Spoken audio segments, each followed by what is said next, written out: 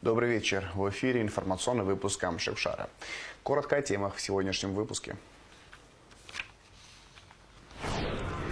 На полигоне Цабал прошли командно-штабные учения. За ними наблюдал президент Бадр Гунба. С 1 мая авиакомпания ЮВТ «Аэро» начнет выполнять регулярные рейсы по маршруту Москва-Сухум. Пасхальные продукты и предметы декора были представлены на пасхальной выставке ярмарки, организованной торгово-промышленной палатой Абхазии.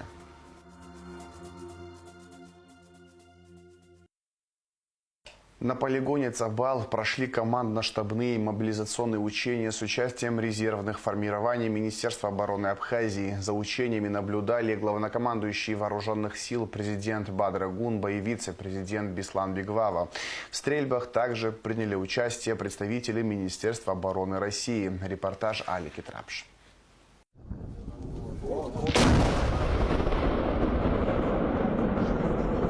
Запах пороха, грохот орудий и боевой настрой. Так проходит завершающий этап командно-штабных мобилизационных учений с участием резервных формирований Министерства обороны Республики. Главнокомандующий вооруженными силами Абхазии президент Бадр Гунба и вице-президент Беслан Бигвава посетили мобилизационные учения. Главная цель – повысить боевую слаженность органов военного управления и уровня полевой подготовки личного состава.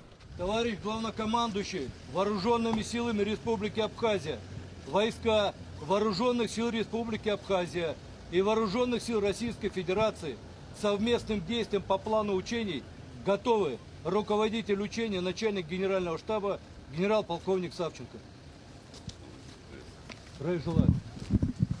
Особое внимание уделяется организации поставок резервистов и техники, что является ключевым элементом в выполнении боевых задач.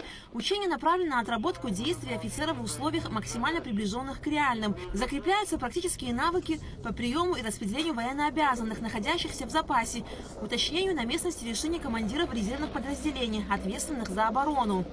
В соответствии с планом подготовки Вооруженных сил Республики Абхазия на 2025 учебный год в период с 14 по 17 апреля проводится командно-штабное учение с группировкой войск «Восток» и командно-штабное мобилизационное учение с 4 и 5 стрелковыми бригадами резерва.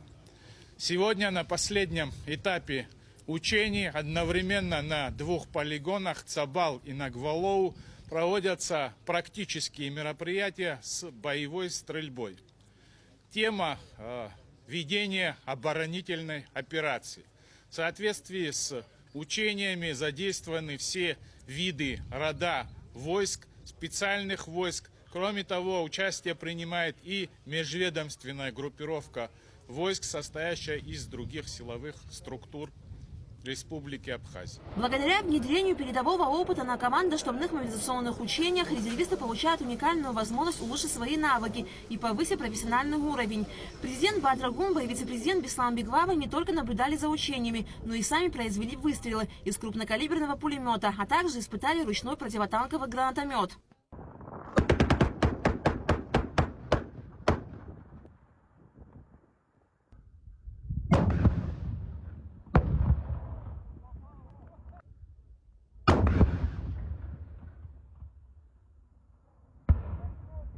Бадр Гунба дал хорошую оценку командно-штабным мобилизационным учениям с участием резервных формирований, особо подчеркнув важность укрепления обороноспособности республики.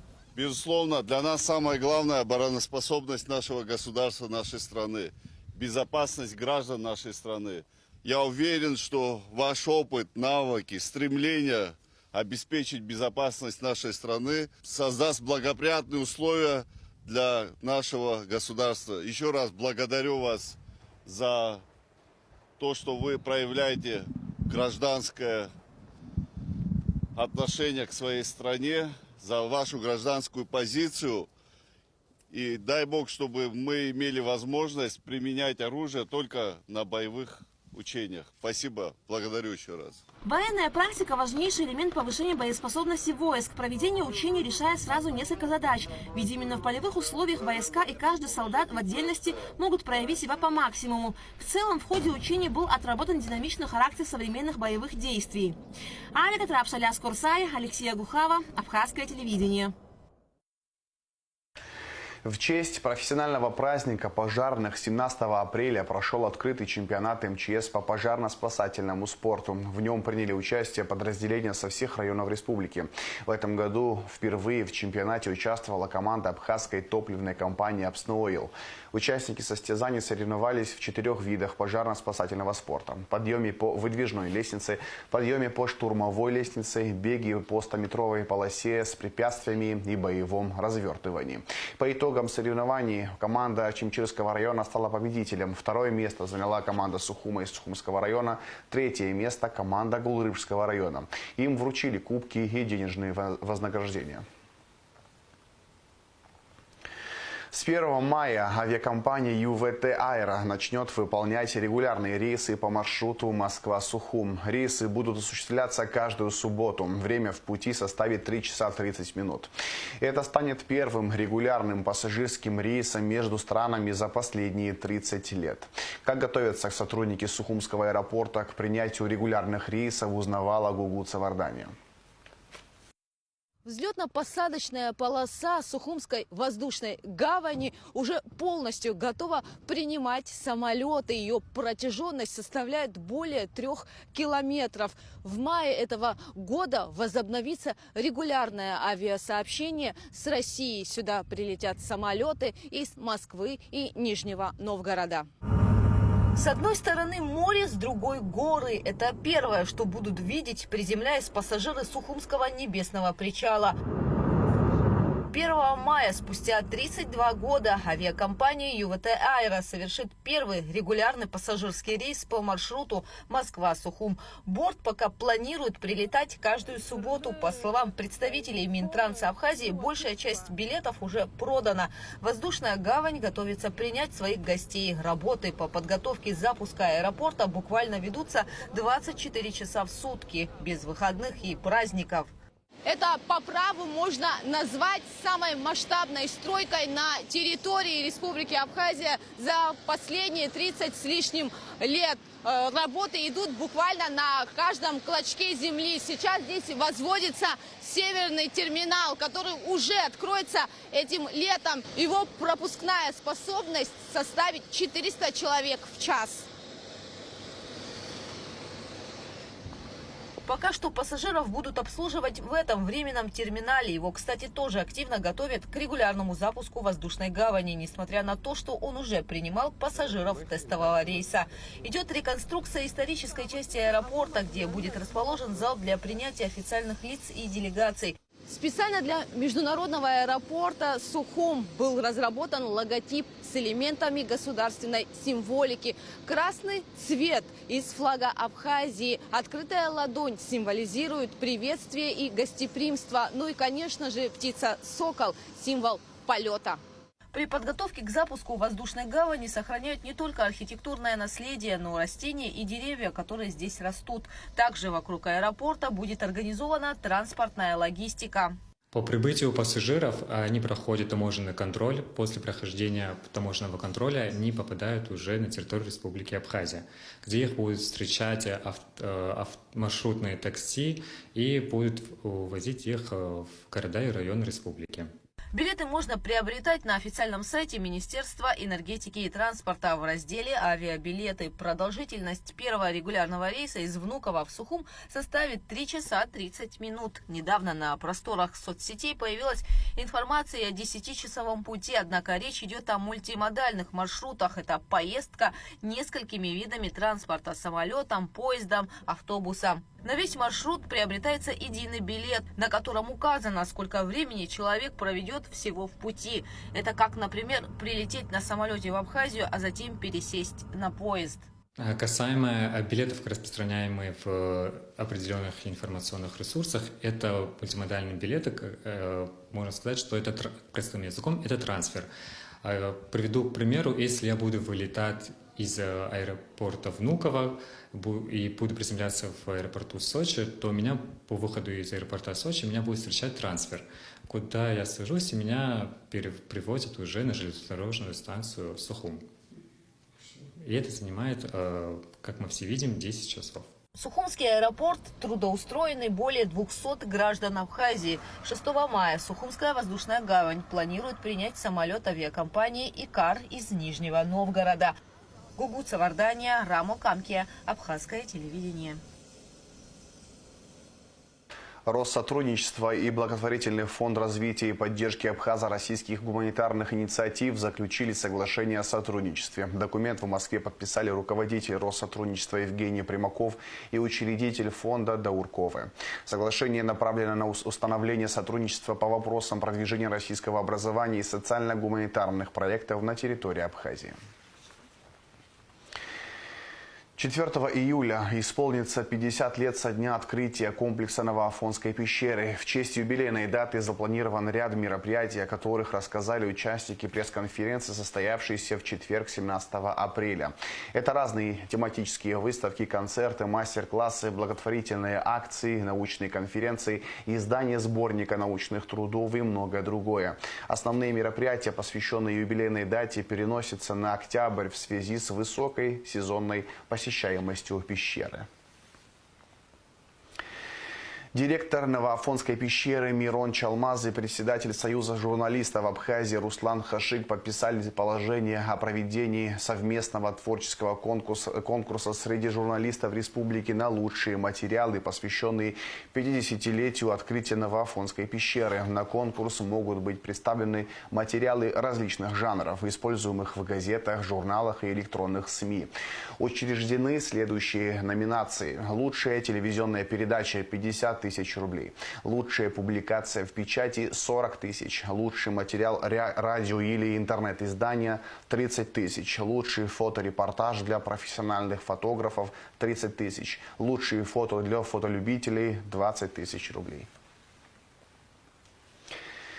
Дан старт масштабному арт-проекту, который украсит стены многоэтажных домов столицы. Художники из России украсят муралами 10 домов в Сухуми. Первым из них станет дом на улице Агарба, 9. Художники оценили техническое состояние фасадов, определили наиболее подходящие объекты для реализации проекта, выбрали в основном глухие фасады. Мероприятие проводится Фондом поддержки и развития современного искусства «Новые формы» при поддержке Фонда президентских грантов в России. Одновременно с художниками работают и строители. Ведутся масштабные работы по ремонту фасада. Новый арт-проект станет логичным продолжением преображения городской среды. В среднем на создание одного мурала художникам понадобится 3-4 дня. Фасад данного дома украсят 4 эффектные картины, которые были утверждены городским советом и жителями дома. К 15 мая фестиваль монументального искусства в Сухуми завершится. Все муралы будут готовы. Сегодня у нас начались работы художественной на улице Аграба, 9. Мы уже начали, художники, расписывать первый фасад. Сейчас он размечается за моей спиной. Там будут нарисованы цветы магнолии. Мы утверждали этот эскиз с жителями, с городским советом. На этом доме будет расписано 4 фасада, 4 разных художника будут работать над этими фасадами. 3 из фасадов, они в общей стилистике, таких постсоветских плакатов. И вот эта работа, она единственная будет в такой более живописной манере выделяться, наверное, среди всех, потому что обзор на эту работу будет вот как раз выходить на парк, на проезжую часть и будет радовать людей своей красотой. Пасхальные куличи, пироги, рулеты, булочки, национальные сладости, свечи в форме пасхальных кроликов и яиц, изделия из керамики и многое другое были представлены на пасхальной выставке ярмарки, организованной ТПП Абхазии. Праздник сладости посетила Шазина Ханагова. Просто пальчики оближь. Дарить радость на Пасху – добрая традиция торгово-промышленной палаты Абхазии. Здесь атмосфера творчества и ожидания светлого праздника царила во всем.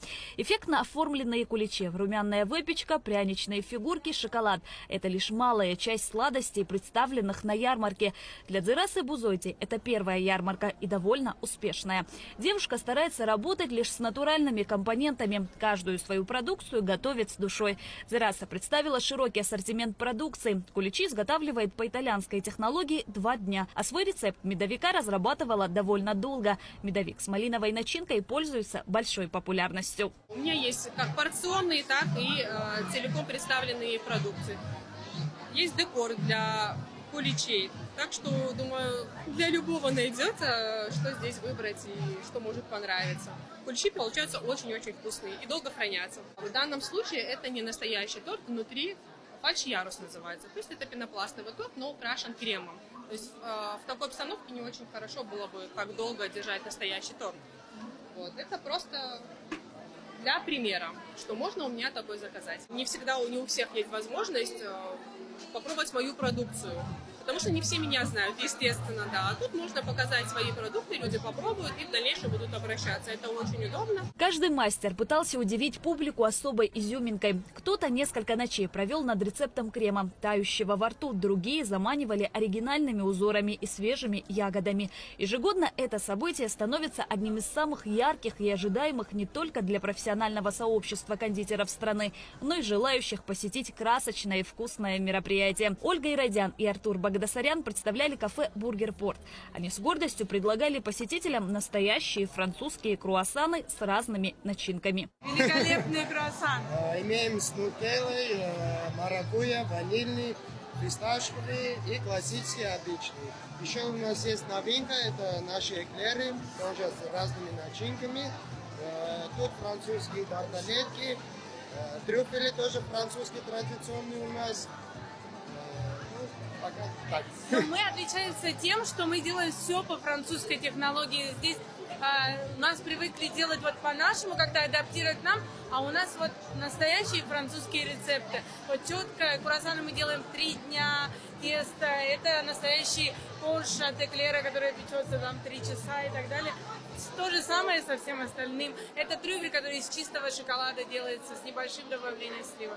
Все представленные на ярмарке кондитерские изделия, а это огромное количество куличей и пасок, тортов и пирожных, пирогов, булочек и изделий из шоколада, не только красиво, но и оригинально оформлены. И эта сладкая красота – доказательство того, что в выставке ярмарки принимают участие мастера своего дела.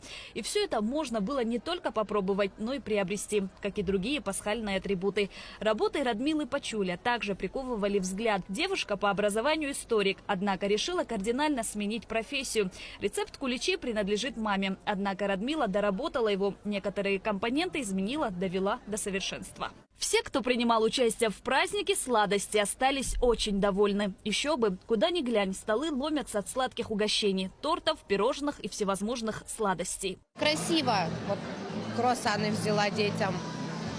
Вот. С какой начинкой?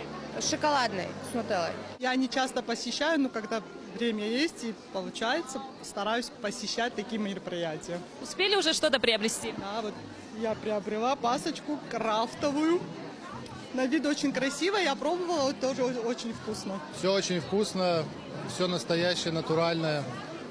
Вкус непередаваемый. Мы стараемся посещать все выставки и все ярмарки. Нам очень нравится. Спасибо организаторам за такую организацию. Нам очень нравится всей семье. Выставки ярмарки важны и полезны. Благодаря подобным мероприятиям каждый кондитер получает возможность продемонстрировать свое мастерство, привлечь новых клиентов, ознакомиться с последними тенденциями в кондитерском деле. Сегодня в ярмарке принимают участие 60 местных производителей, кондитеров в том числе, многие из которых уже не первый год участвуют и в празднике сладости, и в конкурсе ранее, который проводился нами. Но сейчас мы последние 2 года проводим такую ярмарку, даем возможность не только профессионалам, но и начинающим кондитерам проявить себя, зарекомендовать, ну и в то же время обменяться какими-то рецептами со своими коллегами. Пасхальная выставка «Ярмарка» традиционно собрала на своей площадке качественную продукцию к праздничному столу от местных производителей. Тематический декор, разнообразные украшения для дома и уникальные сувениры. Праздник сладости был впервые проведен торгово-промышленной палатой в 2013 году.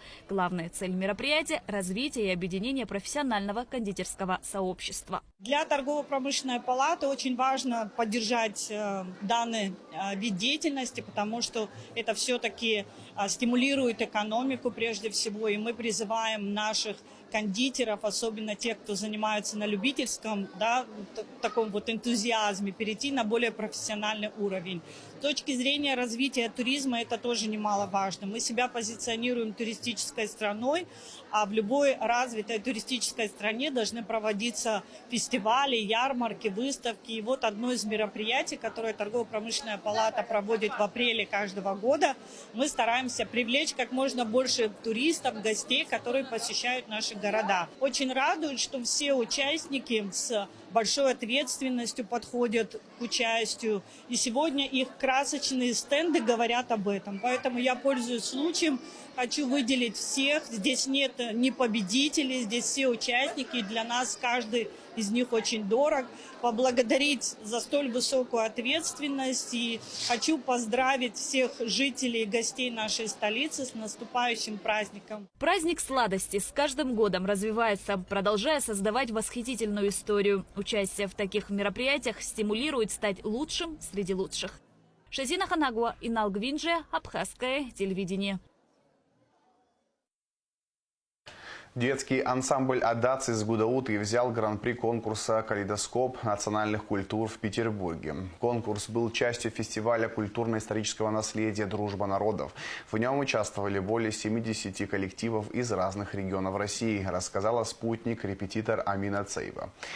Юные артисты исполнили 2 танца – абхазский свадебный и абхазский крестьянский. Кроме того, руководителю ансамбля, заслуженному артисту Абхазии Руслану Дбар, организаторы присвоили звание «Почетный работник культуры и искусства Евразии». А сейчас расскажем о погоде. В пятницу, 18 апреля, в Абхазии не ожидается осадков. Температура воздуха ночью 6-11, днем 15-20 градусов тепла. Температура морской воды плюс 12 градусов.